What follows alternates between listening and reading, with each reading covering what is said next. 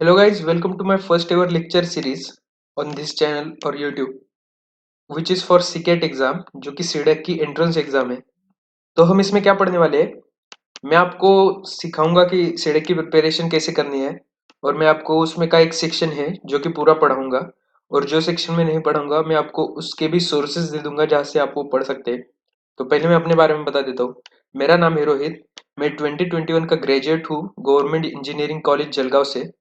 मैंने अपना BTech electrical engineering में कर रखा है। मैं जनवरी 2022 में अपियर हुआ था सीडेक के लिए, सीकैट एग्जाम के लिए, और मेरा रैंक आया था 101। तो मैंने इसके लिए कोई भी प्रीकेट कोर्स नहीं किया था, मेरा पूरा का पूरा सेल्फ स्टडी था। तो आई थिंक मैं आपको गाइड कर सकता हूँ कि आप ये कैसे कर सकते हैं। ठीक है। उसके बाद सीकेट एग्जाम में 3 सेक्शन आते हैं, ए, बी और सी। क्योंकि मैंने सी का फॉर्म ही नहीं भरा था तो I am not sure about कि आप उसकी स्टडी वगैरह कैसे करेंगे। तो हम इस सीरीज में बात करेंगे सिर्फ सेक्शन ए और सेक्शन बी के बारे में। सेक्शन ए में मेनली 2 पार्ट है, एप्टीट्यूड रीजनिंग जो कि बहुत ज्यादा आसान होता है, और सबसे ज्यादा वेटेज भी उसी का है, 30 मार्क्स का। मैं आपको सोर्सेज दे दूंगा, वेबसाइट के लिंक्स दे दूंगा जहाँ से आप रोज प्रैक्टिस कर सकते हो।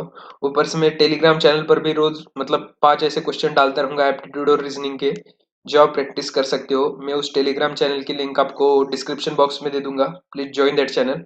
उसके बाद होता है इंग्लिश। इंग्लिश का अगर आप पूछे तो इंग्लिश का हाफ पार्ट जो होता है वो बहुत ही ईजी होता है, और हाफ पार्ट जो होता है वो डिफिकल्ट होता है। 20 में से 10 मार्क्स के लिए तो आपको समानार्थी विरुद्धार्थी शब्द ही पूछ लेंगे, ओके, मतलब वो सिनोनिम्स और ऑटोनॉमिस।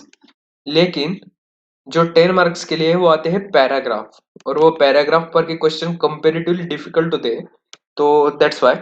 उसके बाद सेक्शन बी में मेनली 3 पार्ट है, C C plus plus, operating system and networking. C plus plus है 30 मार्क्स के लिए, ऑपरेटिंग सिस्टम आता है 10 मार्क्स के लिए, और नेटवर्किंग आता है 10 मार्क्स के लिए। तो हम इस लेक्चर सीरीज में जो सीखने वाले हैं वो है सेक्शन बी। सेक्शन बी में पहला जो पार्ट है वो है सी सी प्लस प्लस का। उसमें भी आगे बढ़ के 3 पार्ट है, मेनली वो भी बहुत ही रफली basic programming, data structure algorithm और ऑब्जेक्ट ओरिएंटेड प्रोग्रामिंग। अब इन तीनों का प्रॉब्लम क्या है, ऐसा नहीं होगा कि आपको सिर्फ इसी पर पहले पार्ट पर ही क्वेश्चन आ गया, ऐसा कभी नहीं होगा। ठीक है। आपको ये तीनों को कॉम्बिनेशन में क्वेश्चन पूछेंगे, डीएसए है और वो दोनों को कॉम्बिनेशन पूछ लिया। और अगर आपको बेसिक प्रोग्रामिंग नहीं आता तो आप डीएसए और उप करके कर ही क्या लोगे, नहीं। ऐसा नहीं होता कि थ्योरी क्वेश्चन नहीं आते, आपसे पूछ लेंगे कि आप लेट से सब बुक्स एक के ऊपर एक रखिए तो कौन से डेटा टाइप का एग्जांपल है, तो वो स्टैक का एग्जांपल है।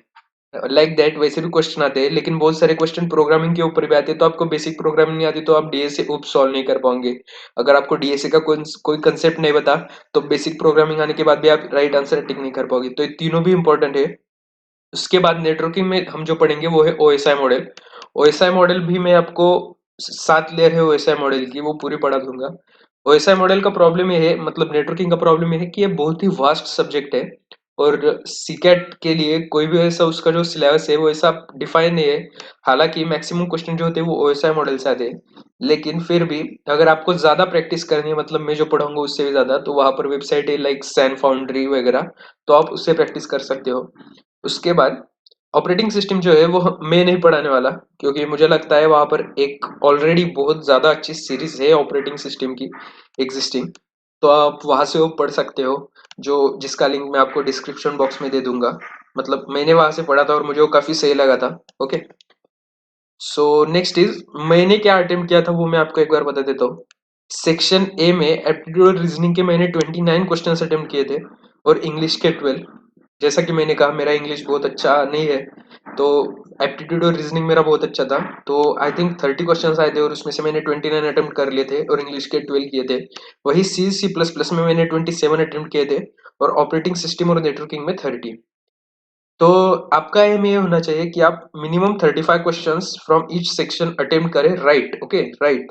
अब मैंने ये जो बोला है ये सब मैंने अटेम्प्ट किया है, आई एम नॉट श्योर कि इसमें से कितने राइट है कितने रॉन्ग है, लेकिन जब आप प्रैक्टिस करोगे तो आपको आइडिया लग जाता है कि आपके कितने राइट और कितने रॉन्ग आने वाले। ओके। सो अगर आपको, please stay tune with this series, और मैं आपको बताता रहूंगा कि आप कैसे पढ़ाई कर सकते हैं। और मैं टेलीग्राम का चैनल भी क्रिएट किया है, आप वहाँ पर जाकर उसे ज्वाइन कीजिए। वहाँ पर मैं प्रैक्टिस क्वेश्चन, इस लेक्चर सीरीज के जो भी नोट्स वगैरह है वो सब वहाँ पर सेंड करता रहूँगा, आप वहाँ से डाउनलोड कर सकते हैं। Till then, bye.